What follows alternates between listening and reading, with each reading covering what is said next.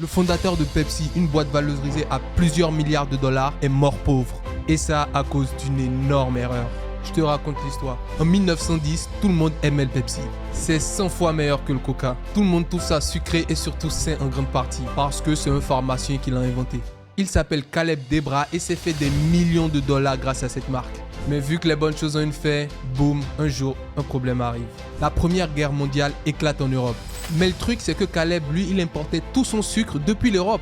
Mais malheureusement pour lui, les champs de canne à sucre deviennent des champs de bataille. C'est la galère, mais il trouve une solution. Il achète du sucre américain. Malin, vous me direz. Et il réussit à sauver Pepsi.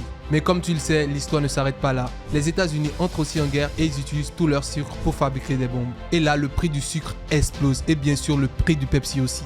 Du coup, personne n'en achète parce que ça coûte trop cher. Et c'est là que le pharmacien, il fait faillite. Mais il a encore une autre idée. Arrêtez d'utiliser le sucre comme un ingrédient, mais plutôt comme un investissement. Il met toutes ses économies sur le sucre, mais au final, c'était pas une bonne idée.